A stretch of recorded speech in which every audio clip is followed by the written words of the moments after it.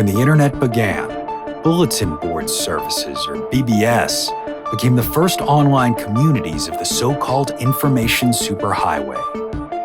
Using their phone lines, people logged in from all over America to talk about sports, games, movies, and on one BBS in particular, share their ghost stories. Over time, those communities all went dark, except for one lone server that continues to operate somewhere in an unknown part of Pennsylvania's Rust Belt. A relic of the 1990s, veiled in mystery, it is a digital archive of humanity's strangest encounters with the unknown, as told by the people who experienced them. My name is Brandon Schexnayder, and you are listening to Fear Daily. Subject: The Late Show.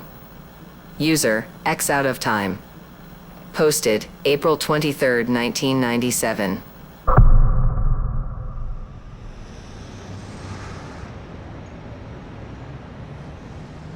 I first fell in love with Chicago at the age of 15. The town I grew up in wasn't bad so far as places go, but it was limited. There was one movie theater that played one movie at a time, often for 2 weeks, and if you wanted to go out for dinner, your non-hamburger options were Italian or Chinese. I didn't dislike it, but there was always this vague notion in me that I wanted more. When my parents finally brought me to the city for the first time, I understood at last exactly what more was, and that Chicago was where I was meant to live my life. Being that my dad was an only child, my only aunts and uncles came from my mom's side, where there was a brother and sister, my Uncle Kevin and my Aunt Gloria. Gloria was the baby of the family, and from the way everyone talked about her, you got the impression she had never really fit in. Bookish was the way Mom referred to her, and uppity was how Uncle Kevin put it. She herself had moved to Chicago the day after graduation, and though it was only a distance of a couple 100 miles, we weren't a traveling family, so she may as well have been on the moon. It was Grandpa Chet drowning in Coralville Lake that finally brought her home. I was 13 then, and she fascinated me.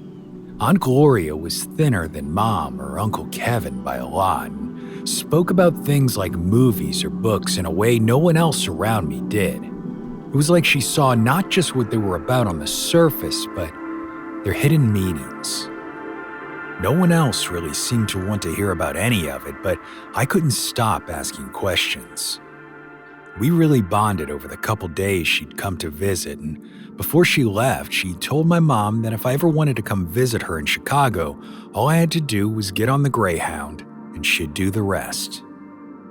In the fall, when the teacher strike delayed the beginning of my freshman year and seemed like it was going to go on forever, I asked my mom if I could take Aunt Gloria up on the offer. She hemmed and hawed for a while, but I knew she was sick of having me lay around the house, so she let me go for a week, on the understanding that if the strike ended before then, I would have to come home right away. As the red and brown fall countryside fell away to be replaced by the low sprawl of suburban Chicago, I felt at home in a way I never had before. Street after street of barber shops and bookstores and apartment buildings rolled by, my heart seeming to swell in my chest more with each passing minute. I never wanted to leave. Even the old underground bus terminal couldn't dampen my enthusiasm. If you've taken a Greyhound bus in or out of the city in this year of our Lord 1998, you know the state of the bus terminal, but it's nothing compared to what the one on Randolph used to be like. The fact that it was below ground set the scene better than creeping cello music. It couldn't have been more transparently a portal to hell if Dante himself was walking around offering walking tours. Aunt Gloria looked nervous when she met me on the concourse and hustled me out of there fast without any chit-chat except a warning that I shouldn't speak to anyone. I learned so much in that week. My aunt lived in a neighborhood called Argyle, which had a lot of Vietnamese people who'd come to America after the war. They were so kind to me, and their food was incredible, beginning my so far lifelong love affair with pho. I so badly wanted to be of that place, to feel as though I belonged there, and I was very aware that with my buzz cut and blue jeans, stuck out like a sore thumb. By the time my last night rolled around, I found myself wishing I could stay forever, that I wouldn't have to go home. Aunt Gloria seemed to understand this without me saying it, and to lift my spirits, she said she would take me to see a movie so long as I didn't tell my mother. It was after that movie that my prayers were answered, though I didn't understand it at the time. The movie was I Spit on Your Grave, which had just been released, and yep, I understood why she didn't want me telling Mom I had seen it. If you're familiar with it, let me just say that a young lady is cruelly treated by a group of men for about 2/3 of the film, then spends the final third getting her bloody revenge. It was a lot to take in, so afterward, when my aunt asked me to wait in the lobby while she used the bathroom, I got so lost in thought that I just followed the crowd of moviegoers out through the doors of the music box. Outside, people were clustered together against the crisp fall air, talking amongst themselves about the movie. I love listening to people discuss art, something that I firmly believe started in that moment as I wandered from group to group eavesdropping. I was so engrossed in the different conversations filtering through the traffic noise that I walked right into someone. The guy was about 6 inches taller than me, and solid enough I bounced right off of him. We apologized at the same time, and I looked up at him. He was maybe 6 feet tall, wearing khaki pants and a black bomber jacket patched with 3 strips of shiny tape. He was completely bald, and I was certain I knew him from somewhere, but couldn't place it.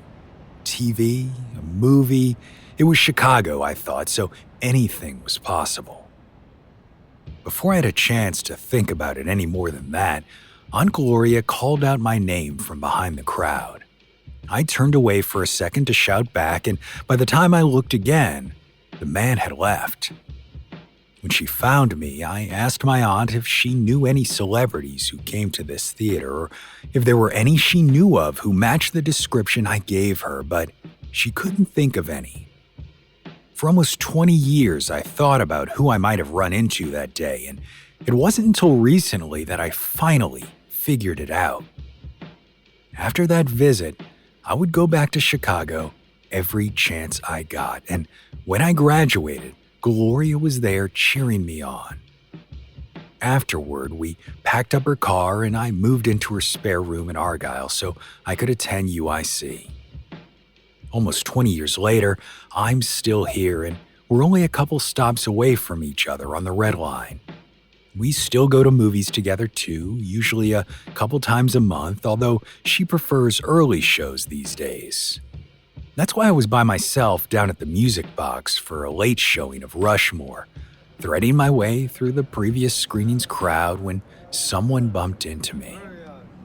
They were shorter than me by a good 6 inches, which is why I didn't see him at first, but the second I looked down, it all made sense. Standing right there in front of me was me. My hair was god-awful, cut close to the scalp like I was headed into basic training, and my jeans were beat to hell. I stuck out exactly as much as I always thought I had. My teenage self looked up at me, and I remembered exactly how it felt being startled out of my little eavesdropping fugue state, the sense of familiarity just out of reach. Unconsciously, I reached out and felt the shiny strips of tape across the front of my favorite jacket, an old patch job from a knife attack I'd survived just after college. There were so many things I wanted to say to the kid, like stay out of clubs for the first couple years after college if you want to hang on to all your blood, but before I could get a word out, I heard Gloria calling from behind the crowd. It was funny because I knew on an intellectual level that she was back at her place, but I still couldn't stop myself from looking up to see her. It was only for a moment, but when I looked back toward the kid, he was gone. It's strange to think that he might be out there somewhere, living his way toward this moment as I live my way towards whatever comes next, but it's comforting too. I feel like now I know that wherever it is I end up, it's where I was always meant to be.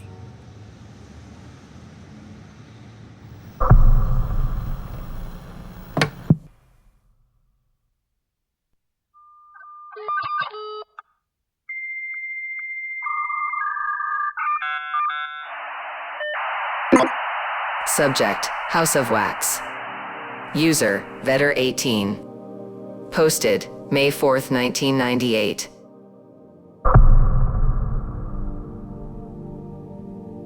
When people today talk about lost generations after World War II, they're usually referring to the 60s and hippies. As someone who lived through that era but was too old to get caught up in the movement, I have to admit that most of them were insufferable, spoiled sons of bitches, but they weren't wrong about everything. They were also not the first post-war generation to find themselves lost in a world that had stopped making sense.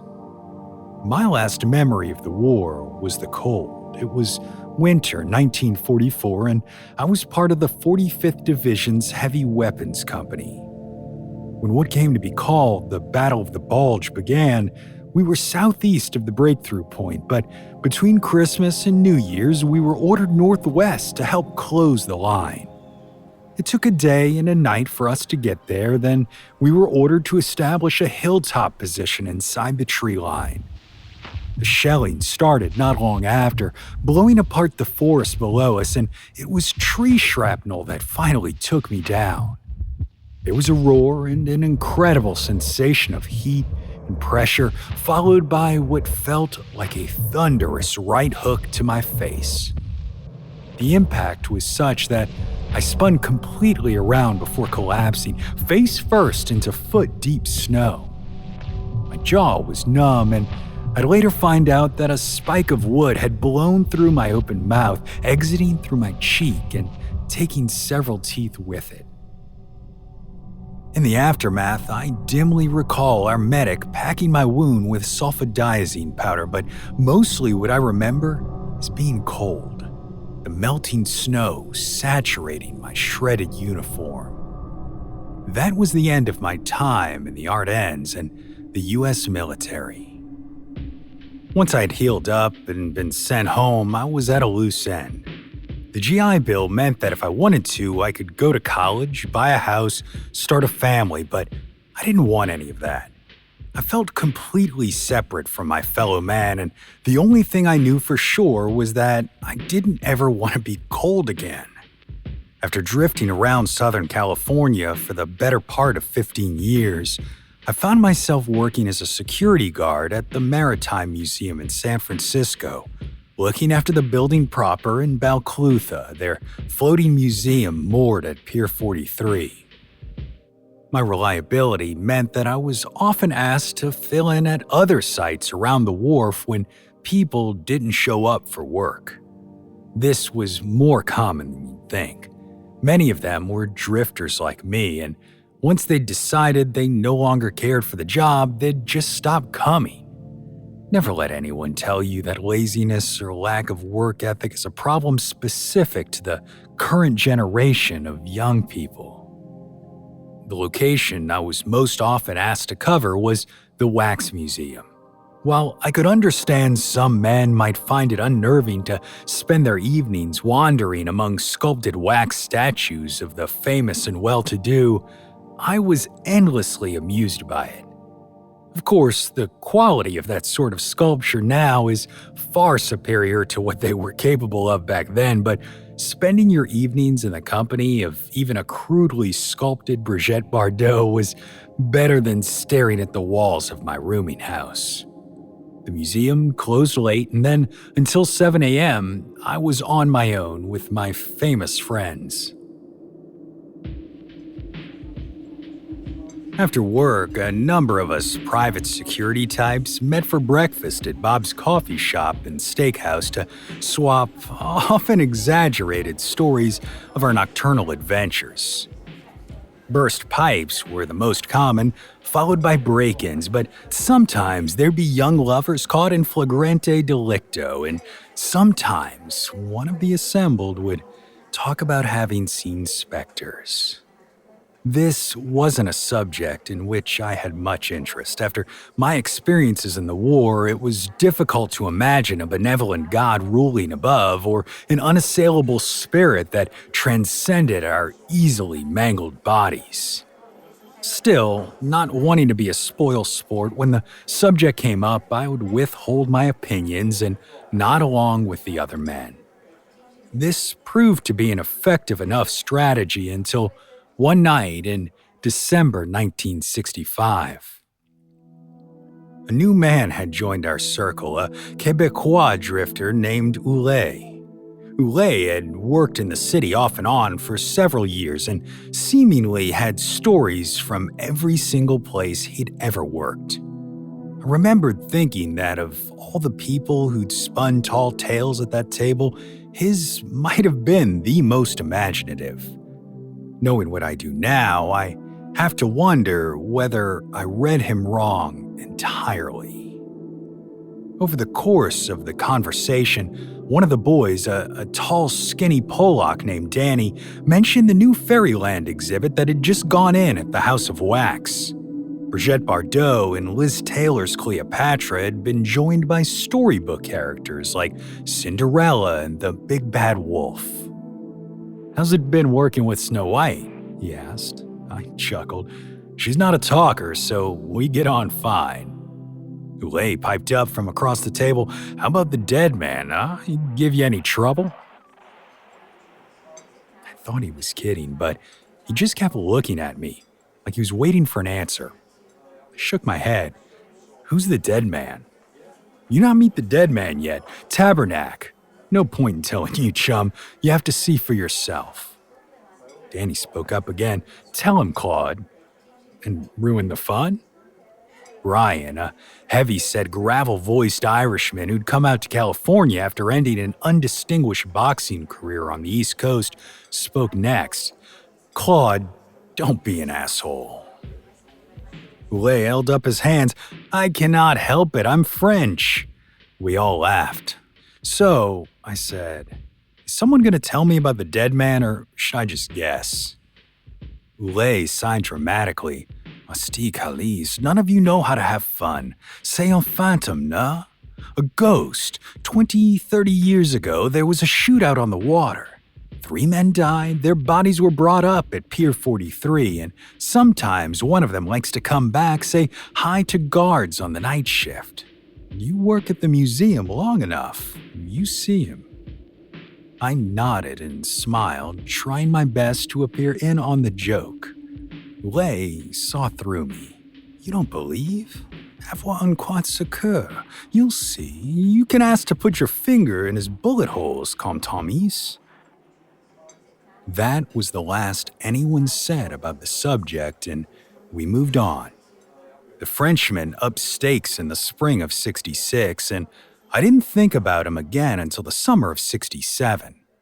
By then, Fairyland had come and gone at the Wax Museum, and I was brought on full-time to work the night shift, keeping company with Brigitte and Liz till sunrise.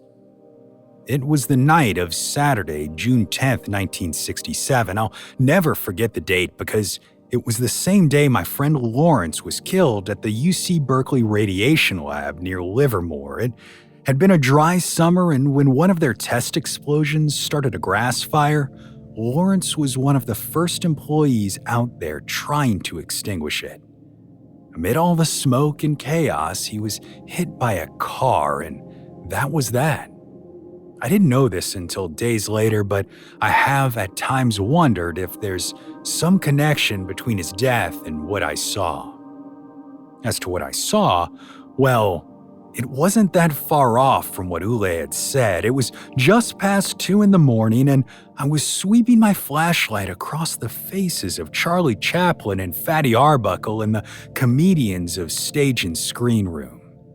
From the hallway outside, I heard what sounded like water dripping on the floor, the first horseman of a broken pipe crisis. I sighed heavily and left the funnymen to their evening, heading down the hallway toward the noise. Just before getting to the display of Liz Taylor and her 5 merry exes, I saw the first splashes of water on the ground, but no obvious sign as to where they'd come from. What's more, the drops led off further into the exhibits, almost like something was trailing water behind it. My assessment of the situation went from burst pipe to break-in, and I called out to the suspected intruder. "Whoever you are, there's nothing of cash value here. If you leave now, I won't have to involve the police." I waited. No response except for the continued drip, drip, drip. Closer now than ever before. Holding up my flashlight at face height, hoping to disorient the burglar when I found him, I inched ahead, rounding the corner to the Al Capone and Elliot Ness exhibit. Once I had, the Frenchman's words came rushing back because standing there in front of me, Al and Elliot, was a waterlogged man, maybe 6 feet tall. He was wearing a black suit and white shirt with no tie, and in his chest were 3 clustered black bullet holes. The man's skin was paler than the wax on Capone, but his face bore an almost pleasant expression, and as water pooled around his feet, he gave me a little wave before disappearing. He looked as real as anybody, not flimsy or insubstantial, and when I say he disappeared, I mean one instant he was there, the next he was gone, leaving behind a puddle of water for me to mop up before sunrise.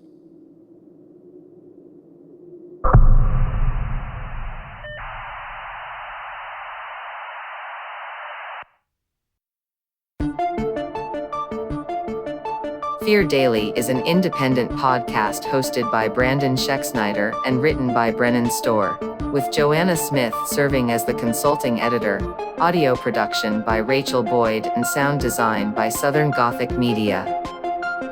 This podcast is a work of fiction. Names, characters, places, and incidents are either products of the author's imagination or are used fictitiously. Any resemblance to actual persons, living or dead, or to real events or locations, is entirely coincidental. Ad-free versions of Fear Daily are available now on your favorite podcast apps. For more information, visit feardaily.com. But move fast, before the server goes offline.